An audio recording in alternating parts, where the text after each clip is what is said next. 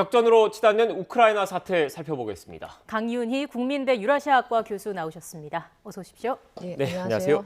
교수님, 먼저 현재까지의 상황을 좀 한번 살펴봐야 될 것 같은데, 러시아가 우크라이나를 침공한 지 지금 하루가 지난 상황이지 않습니까? 현재 피해 상황을 좀 한번 정리를 해볼까요?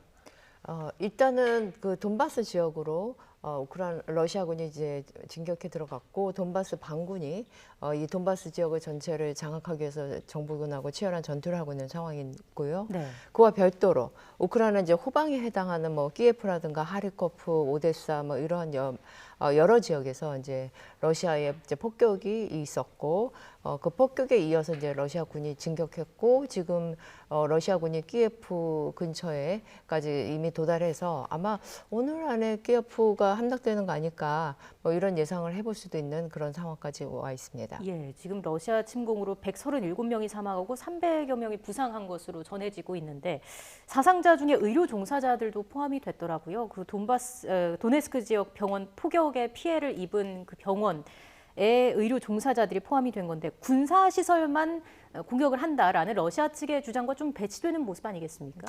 네, 러시아가 군사 시설을 정밀 타격하기 때문에 민간인 피해가 없다라고 말을 한 건 사실인데요. 예. 그 말의 의미를 다시 뒤집어 보면, 그 말의 의미는 러시아가 민간인을 공격하는 것은 아니다. 그러니까 민간인 피해가 한 명도 안 나올 수는 없겠죠. 이 와중에 군사 시설을 공격을 하더라도 그 속에서 뭐 군인도 그렇고 민간인도 피해를 입을 수는 있으나 그 타겟을 민간으로 하는 것은 아니다. 그러니까 우크라이나에 있는 민간인들은 두려워할 필요가 없다. 그런 메시지를 주는 거라고 봅니다. 예. 네, 알겠습니다. 일단 앞선 지도를 다시 한번 좀 보여주시겠습니까? 러시아군의 병력 진입 관련된 지도인데, 교수님, 이 질문을 좀 드리고 싶습니다. 일단 지금 최근 들어서 이 돈바스 지역은 칠러 반군이 우크라이나 정부군과 계속 그 갈등을 빚었던 곳이지 않습니까? 그래서 일각에서는 러시아군이 진입을 할 때 이 돈바스 지역으로 진입을 할 것이다, 이런 전망이 많았는데, 보시는 것처럼 돈바스 지역 외에 지금 키예프 북서쪽에 벨라루스 쪽에서도 진입을 하고 있고, 강제 병합한 크림반도 쪽에서도 이렇게 진입을 하고 있어요. 보시는 것처럼 그 사방에서 다 이렇게 감싸는 형식으로 전격적으로 침공을 한 건데, 이렇게 전격적인 침공 배경은 뭐라고 보십니까? 네, 지금 일어나고 있는 네. 군사 상황에 대해서 성격을 규정하는 게 지금 전 세계적으로 모두가 이제 고심하는 문제인데요. 이 전쟁, 특히나 우크라이나 이제 후방 돈바스가 아닌 지역에서 전쟁이 일어나는 것은 사실은 러시아가 그 돈바스 지역으로 이제 군사작전을 하겠다고 할 때 이미 거기에 말이 나왔습니다. 네. 거기 보면 푸틴이 말하기를 돈바스 주민보호라는 얘기를 했고요. 예. 그건 이제 돈바스 지역을 들어가고 거기를 장악하겠다는 얘기인데, 그와 더불어서 우크라이나의 비무장화, 우크라이나의 탈나치화라는 얘기를 했습니다. 예. 이게 굉장히 중요한 부분이에요. 그러니까 돈바스 지역에 국한되지 않는다는 얘기고요. 그럼 우크라이나를 비무장화를 시킨다면 이거를 군사적으로 강행을 하려면 우크라이나 지역의 군사시설을 다 폭격을 하고 무력화를 시키고, 우크라이나 군 혹은 우크라이나 행정부로부터 항복을 거의 받다시피 해야 비무장이 되겠죠. 예. 보통 비무장이라고 하는 것은 1차 세계대전이나 2차 세계대전에서의 소위 말하는 독일이나 일본처럼 패전국들이 비무장을 당하는 거예요. 자기가 스스로 비무장을 하는 경우는 없단 말이죠. 그러니까 러시아가 지금 비무장 우크라이나를 시키겠다는 그런 목적하에 여러 군사시설을 공격하면서 들어갔다고 보여져요. 그런데 여기서 또 하나 굉장히 중요한 것은 두 번째 나오는 네. 탈나치화라는 말이에요. 예. 이게 국내에서는 지금 거의 소개되지 않고 있고, 이게 맥락을 모르면 무슨 말을 하는지 이해하기 힘들기 때문에 그런데, 제가 여기서 조금 설명을 드리면 이게 우크라이나 역사하고 굉장히 관계가 있습니다. 네. 2차 세계대전 때 독일군이 러시아로 이제 파죽지세로, 소련으로 당시는 파죽지세로 밀고 들어왔기 때문에 우크라이나가 독일군에 점령됐었고, 거의 3년에 가까이 독일군 휘하에 있었어요. 그런데 이때 일부 우크라이나인들은 굉장히 적극적으로 반항하고 저항하고 빨치산 활동을 했지만, 일부 우크라이나인들은 독일을 환영하고 독일군에 부역을 했습니다. 그래서 이 사람들을 나치주의자라고 불러요. 그런데 그런 의미로 지금 21세기에 와서 우크라이나가 지금 유럽 성향을 보이고 나토에 가입하겠다고 하는 그 일군의 세력을 러시아에서는 이 사람들을 나치주의자라고 보는 네. 거예요. 그러니까 탈나치화라는 건 이 사람들을 제거하겠다는 의미입니다. 그래서 그 말의 의미는 지금 현재 젤렌스키 우크라이나 대통령을 위시해서 지금 이러한 정책을 추진했던 우크라이나의 핵심 인물들을 뭐 체포를 포함해서 제거를 하겠다는 얘기고 그 얘기의 궁극적 목적은 정권 교체를 하겠다는 얘기입니다. 네. 이미 얘기했습니다. 네, 지금 교수님께서 말씀을 하신 내용들을 제가 쭉 한번 키워드를 좀 정리를 좀 해보니까 일단 먼저 맨 처음에 말씀하셨던 게 러시아가 좀 주장을 하는 게 군사 시설만 공격을 하겠다, 민간인의 안전은 보장하겠다 이런 취지로 지금 주장을 하고 있는 거지 않습니까? 그리고 두 번째 이 돈바스 외의 지역도 전격적으로 지금 전역에서 침공을 하고 있는 상황이고 비무장화라는 얘기를 했습니다. 이 세 개를 종합해 보면 교수님께서 잠깐 언급을 해주시긴 했는데 현재 우크라이나 정권을 잡고 있는 정부, 우크라이나 정부와 우크라이나 일반 시민들을 좀 분리를 하면서 그렇습니다. 우크라이나 정부 그러니까 친서방 노선을 걷고 있는 정부만 축출을 하고 네. 친러 성향의 그 정부를 안 치겠다. 이게 궁극적인 목표라고 좀 정리를 하면 되겠습니까? 그렇습니다. 네. 그래서 이 지금 일어나고 있는 전체 상황을 마치 그 국가 단위에서 일어나고 있는 쿠데타라고 보면 네. 굉장히 이해가 갑니다. 보통 우리가 쿠데타를 하게 되면 중요한 거점을 폭격을 하거나 장악을 하거나 권력을 장악하고 그 핵심 인물들을 체포하고 이렇게 진행하지 않습니까? 네. 지금 러시아가 그렇게 하고 있는 거예요. 그런 의미에서 얘기하면 러시아가 우크라이나 군에게는 쓸데없이 저항하지 말라, 집으로 돌아가라, 우리랑 싸우려고 하지 마라라고 얘기하는 거죠. 네. 그리고 또 그 역사적인 배경을 아까 교수님께서 잠깐 언급을 했는데 좀 더 거슬러 올라가서 좀 얘기를 해보면 푸틴 대통령이 이 침공을 하기 전에 그 긴 시간 동안 기자회견을 하면서 사실상 우크라이나의 그 역사적인 국가 정체성을 부인하는 취지의 발언도 꽤 한 걸로 지금 알고 있거든요. 그런데 지금 교수님께서 계속 뭐 키예프 말씀하시는데 저희가 역사 시간에 배운 거로는 그 키예프 공국이라는 게 있었고 그게 몽골 침략으로 무너지면서 그 키예프 공국에 계시던 분들이 모스크바로 가서 모스크바 공국이 되고 이게 지금 러시아의 시초가 됐다. 역사적으로 좀 그 연결선상이 좀 있다라는 얘기가 좀 있더라고요. 그 부분도 좀 설명을 좀 해주시겠습니까? 예, 키예프 공국이 이제 몽골에게서 피해를 몰락을 한 이후에 이제 러시아가 이제 잘게 네. 그 분령으로 이제 나누어지게 되는데 그 중에 하나가 이제 모스크바 공국이고 사실은 키예프가 몰락하기 전에는 모스크바는 뭐 이름도 내밀 수 없는 아주 조그마한 지역에 불과했습니다. 네. 그런데 키예프가 망하다 보니 이제 모스크바 그 와중에 이제 점점점 큰 그 공국으로 크게 되는 거고 그래서 이제 이 러시아 세계에서 이 그 주도권을 모스크바가 장악하게 되는 겁니다.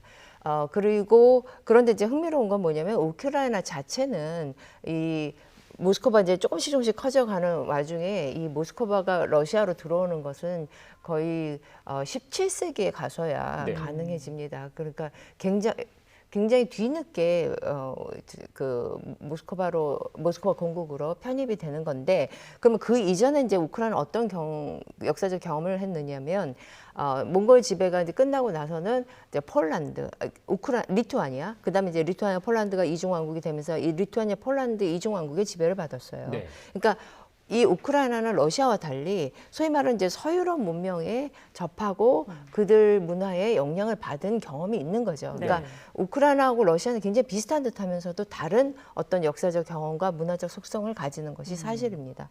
근데 이제 푸틴은 그것을 이제 부인하고 싶은 거고요. 푸틴이 강조하고 있는 것은 어떤 측면이냐면 우크라이나라는 나라가 그 키예프 공국을 제외하고는 국가로 존립한 적이 없었다. 예. 그러니까 너네가 지금 국가로 존립하는 건 소련에서 너희를 만들어줬고 소련이 해체됐기 때문에 지금 그 덕에 너네가 국가가 된 거니 너희 우리하고 이렇게 처구지고 반러시아적인 그런 행보를 보이는 것은 옳지 않다라고 말을 하는 거죠. 네. 결국 러시아는 지금 옛소련 시절의 패권을 꿈꾸고 있고 앞서 말씀을 해주신 것처럼 현재 우크라이나의 그 지도부를 제거하고 정권 교체를 이뤄서 친러 정권을 수립하는 게 러시아의 목표다라고 볼 수가 있는데 현재 우크라이나 사태를 놓고 8년 전 크림반도 그 합병과 유사한 좀 과정이다 이런 분석이 나오고 있고요.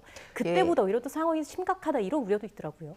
예, 유사하다고 보는 것은 네. 이제 러시아 뭐 용병이 들어가서 그 지역에서 뭐 독립을 스스로 이제 선언을 하고 러시아 승인하고 뭐 이런 과정이 지금 유사한 것처럼 보이는 거고요. 근데 또 세밀하게 들어가면 굉장히 다른 점이 많죠. 네. 크림반도 같은 경우는 독립을 선언하고 바로 즉각적으로 러시아가 독립을 승인하고 러시아로 아예 병합까지 해가서 그 모든 과정을 11일 만에 해치웠어요. 속전속결로 장악을 했고요. 반면에 돈바스 지역은 2014년에 그 군인들이 독립을 선언했지만 러시아가 승인하지 않고 지금 8년 동안 미인스크 협정에 의해서 그 우크라이나 내에 자치 지역으로 남겨두려고 했던 건데 지금 그것이 이루어지지 않다 보니 이제 러시아가 들어가는 형국이 됐고 또 하나는 이 돈바스 문제를 러시아에서는 그 우크라이나 전체의 어떤 구도를 바꾸는 거하고 연결시켜서 지금 이렇게 큰 전쟁을 벌이고 있는 거라고 볼 수 있습니다. 네. 그 연장선상에서 추가로 좀 질문 드리겠습니다. 앞선 그 지도 그래픽을 다시 한번 좀 띄워주시겠습니까? 크림반도 말씀을 하셔서 좀 질문을 좀 드리고 싶은데 지금 이 크림반도는 몇 해 전에 지금 강제 병합을 한 거잖아요. 그런데 네. 이 크림반도 같은 경우에는 그 부동항, 그러니까 얼지 않은 항구에 대해서 러시아가 전략적으로 중요한 가치를 중요하게 생각을 하고 있는데 이 크림반도에는 부동항이 있는 거지 않습니까? 러시아 입장에서. 그래서 크림반도에 비해서 전략적인 가치를 갖고 있는 크림반도에 비해서 이 돈바스 지역이나 상대적으로 전략적인 가치가 좀 떨어지기 때문에 지정학적 가치가 떨어지기 때문에 이렇게 전면전으로 들어가진 않을 것이다라고 일각에서는 그동안 좀 분석을 하신 분들도 있었어요. 근데 그게 결국은 오판이 된 상황이 된 거지 않습니까? 그렇죠, 그렇죠. 네. 일단은 이 돈바스 지역을 러시아가 점령해서 영토를 넓히기 위해서 전쟁을 지금 하는 게 아니고요. 이건 이제 빌미 내지는 핑계가 되는 거고 네. 실제 더 큰 것은 이제 우크라이나를 이 유럽에서의 그 안보판에서 러시아에게 유리한 방식으로 재편을 하려는 거죠. 그러니까 러시아가 볼 때는 지금 나토나 그 유럽 측에서 그 서방 측에서 우크라이나를 뭐 나토에 가입시키는 데 만회하고 혹은 뭐 그 나토의 파트너국이라고 해서 막 같이 군사 훈련도 하고 그래서 나토가 이제 그 우크라이나가 나토 쪽으로 지금 기우는 것 같은 상황이 되니까 그렇게 허용할 수는 없기 때문에 지금 나토 그 우크라이나는 완전히 러시아가 원하는 방식으로 강제적으로 개편을 하는 것이라고 보시면 됩니다. 예. 지금 뭐 상황이 심각합니다. 바이든 대통령은 이번에 뭐 대국민 연설을 통해서 러시아에 대한 추가 제재를 발표했고요. 주요 국가들도 규탄 성명을 냈는데 러시아를 보면은 크게 글쎄요 뭐라고 해야 할까요? 좀 크게 신경을 쓰지 않는 분위기라고 해야 할까요? 이거는 뭐 그동안 여러 차례 제재를 받아왔기 때문에 이거에 대한 어느 정도 생각이 있었고 대비를 하고 있었다고 봐야 하는 겁니까? 그렇죠. 예. 지금 러시아가 이런 군사 행동을 했을 때 서방 측에서 어떤 식으로 나올 것인지에 대해서 러시아가 뭐 몰랐다고 할 수는 전혀 없고요. 그다음에 이제 서방 측에서도 또 러시아의 그런 어떤 침략 의지를 약화시키기 위해서 계속적으로 어떠한 제재를 하겠다 그런 힌트들을 줬기 때문에 준비를 했고 또 지금 이 긴장이 고조되는 것으로부터 시작해서 지금 2월 침공이 실제 일어난 때까지 거의 4개월 정도는 걸렸지 않습니까? 그러니까 이때 할 수 있는 모든 준비를 했겠죠. 근데 그렇게 하기 이전에도 그 이전부터도 이를테면 이제 달러 중심의 이런 그 국제 금융 질서로부터 어떻게 하면 이제 영향을 덜 받을 수 있을까? 뭐 이런 문제에 대해서 러시아는 계속 고심했고 이런 문제들을 중국과 같이 논의하고 뭐 이를테면 중국과 러시아 사이는 위안화와 그러니까 달러를 거치지 않고 위안화와 루블로 직접 결제하는 방식들을 모색을 한다든가 그런 여러 가지 그 준비들을 해오고 있었습니다. 네, 그러니까 경제 제재, 서방의 경제 제재가 있을 것이라는 걸 예상을 하고 미리미리 좀 대비책을 세워왔다 이런 말씀이신 것 같네요. 예, 대비책도 세웠고 네. 힘든 거는 이제 그 감내한다라는 마음을 또 갖추고 있는 거죠. 네.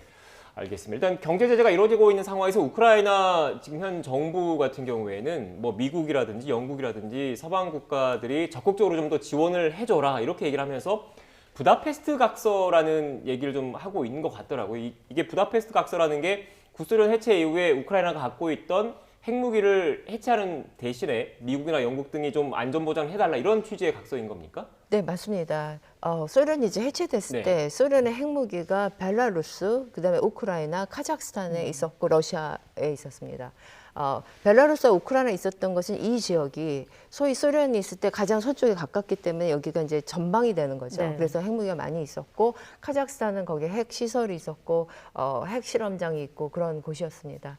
그런데 이제 이렇게 되면 4개국의 핵무기가 있게 되니까 이제 핵 확산 그 금지 그런 조약에 위배되고 하니까 이제 설득을 했고 예. 그다음에 상당히 많은 경제적 지원을 대가로 주면서 벨라루스와 우크라이나, 카자흐스탄의 무기들을 해체하거나 러시아로 이송을 시켰습니다. 그러면 이제 이 지역에 대해서는 이렇게 하도록 이렇게 만들려면 안전은 이제 보장을 해줘야 되는데 그 안전 보장을 영국과 미국과 러시아가 했습니다. 그래서 부다페스트 각서에 위반되는 건 맞습니다. 네. 부다페스트 각서에 위반되는 건 맞는데 또 일각에서 이런 얘기를 하더라고요. 그 각서라는 게 뭐 우리나라로 치면 한미 상호 방호 조약이라는 게 있지 않습니까? 이 조약이나 협정과 달리 국제사회 각서라는 게 어떻게 보면 구속력이 좀 더 떨어지기 때문에 실제로 지금 영국이나 미국 입장에서는 군사 행동, 군사 지원을 안 하고 그냥 경제 제재에 동참하는 수준으로 해도 크게 그 각서의 효과에 구속되지 않는다 이렇게 분석하시는 분들도 계시던데 어떻게 보십니까? 일단은 뭐 사실은 각서가 아니라 협정조차도 네. 국제법조차도 많이 위반되고 있는 것이 현실이기 네. 때문에 뭐 각서가 이제 구속력이 떨어진다 뭐 이런 차원을 떠나서도 이 실제적으로 국제 세계에서의 약속이 지켜지지 않는 경우가 굉장히 많죠. 근데 만약에 이제 그런 논리라고 한다면 지금 이제 러시아가 나토가 자기하고의 약속을 어기고 동진했다라고 네. 얘기하는 것은 그건 각서도 아니고 협정도 아니고 아무것도 아니고 그냥 네. 구두 약속이었거든요. 그러면 얘기할 필요가 없는 건데 계속 얘기하고 있죠. 예, 그러니까 이 각서가 그럼에도 불구하고 중요하다고 저는 생각을 하는데 문제는 이제 안전을 보장한다는 말에 구체적인 내용이 뭐 침략을 받았을 때 뭐 군사적으로 지원을 한다든가 그런 어떤 구절이나 이런 것들을 갖고 있지 않아요. 네. 그러니까 뭐 구체적으로 어떤 약속을 우리가 안 지켰다 뭐 라고 그렇게 뭐 생각하거나 비난하기는 어렵죠. 네. 이게 과연 미국이 어느 정도까지 개입을 할지 여기에 대해서 좀 주목이 되는 부분이 있는데 2014년에 크림반도 때 보면은 미국이 또 그때도 나름대로 대응을 하고 경제 제재를 하겠다 이런 경고도 했습니다만 큰 성과는 없었잖아요. 그때 오바마 대통령의 지지율이 그것 때문에 좀 하락했다라는 분석도 나오고 있는데 이번에 바이든 대통령도 그 전철을 밟지는 않을 것 같기는 하거든요. 그렇기 때문에 과거와는 좀 확실히 좀 다른 모습을 보이게 되지 않을까라는 얘기가 나오고 있는 것 같은데 어떻게 보십니까? 네, 다른 모습을 보인다는 게 군사적 지원을 말씀하시는 네. 건가요? 개입을 얘기하시는 예. 건가요? 예, 그게 이제 젤렌스키 대통령이 생각했던 거예요. 아마 그럴 수도 있다. 그래서 아마 이런 위험을 감수하고 분쟁이 이렇게 커지도록 내버려뒀던 건데 실제 뚜껑을 열어보니 미국은 전혀 파병할 생각이 없는 거죠. 예, 지금 미국에서 뭐 파병을 증가한다. 근데 내용을 잘 보면 우크라이나에서 지금 문제가 나는데 독일에다 파병을 증가한다. 이게 지금 우크라이나한테 무슨 도움이 되겠습니까? 폴란드가 뭐 파병을 더 증가한다. 루마니아에 갖다 놓는다. 나토 회원국만 지켜주겠다. 나토는 아직 지금 분쟁도 일어나고 있지 않은데 이런 상황인 거죠. 그러니까 지금 현재 우크라이나에 미군이 파병을 한다? 이것은 아마 거의 일어나기 힘들고요. 예. 그리고 지금 현재 진행되고 있는 군사작전이 생각보다 빨리 종료될 것 같아 보입니다. 그러니까 미국이 뭐 파병을 결정하고 뭐 이러기 전에 러시아가 원하는 방식으로 요리가 다 끝날 걸로 보여요.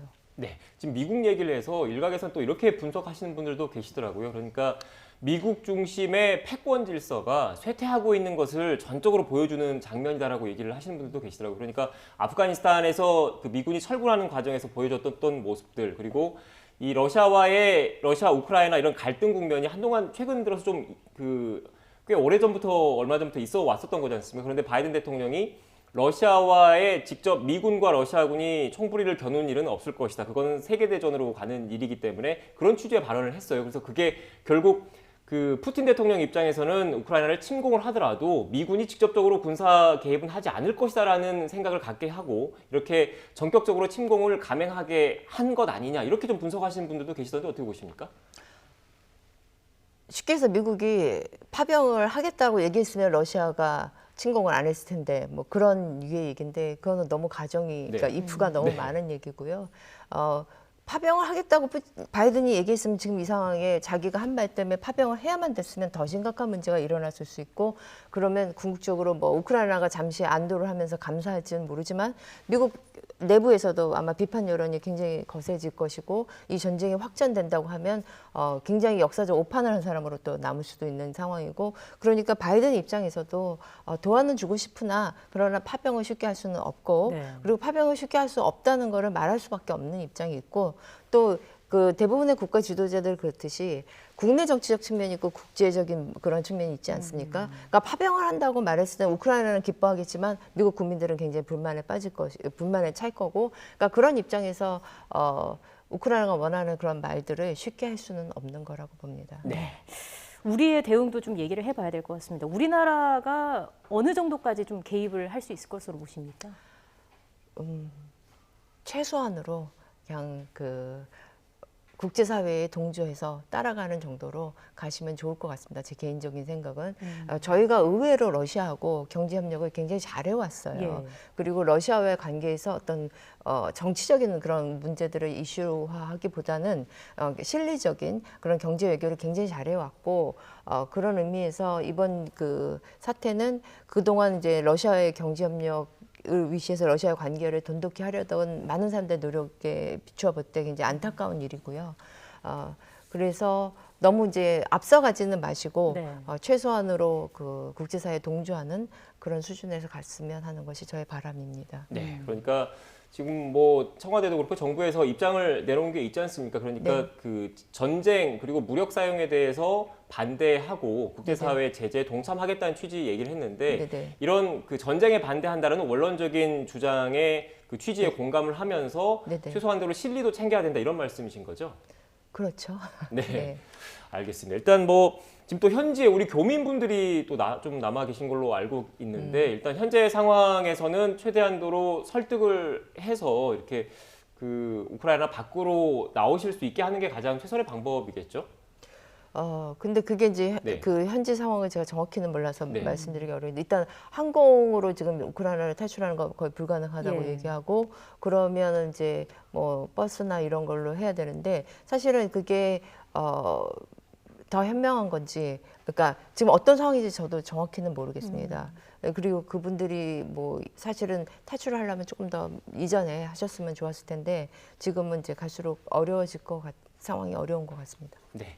마지막으로 좀 시간 조금 남아서 이 질문도 좀 드리겠습니다. 지금 뭐 유라시아 전공하신 교수님이시긴 한데 일단 지금 그 미국과 러시아 간의 갈등 이 우크라이나 사태로 불거졌잖아요. 그런데 중러 간에 또 이런 그 서로 어떻게 보면 밀착되는 측면이 좀 보이고 있는데 이 대만 문제와 관련해서 중국이 또 어떻게 보면 긴장 국면을 조성을 하는 것 아니냐 그리고 이어서 또 한반도에도 악영향을 끼치는 것 아니냐 이런 우려도 나오고 있던데 여기에 대해서는 어떻게 생각하십니까? 그러니까 쉽게 얘기해서 이제 중국과 러시아가 서로 짜고 그러니까 러시아는 우크라이나에서 분쟁을 일으키고 중국은 대만에서 분쟁을 일으켜서 미국의 힘을 분산시키면 더 이익이 되지 않느냐 뭐 이런 얘기인 것 같은데 제가 볼 때는 그런 가능성은 거의 없는 거 아닌가라고 생각합니다. 네. 일단 중국에게 대만과 러시아에게 우크라이나는 굉장히 다릅니다. 대만은 이제 그 섬이고 네. 본토에서 떨어져 있고 그다음에 대만 옆에 무슨 나토군이 주둔하고 있는 국가가 있다든가 그런 상황도 아니고 그러니까 중국이 여지껏 해왔던 거에 입각해서 보면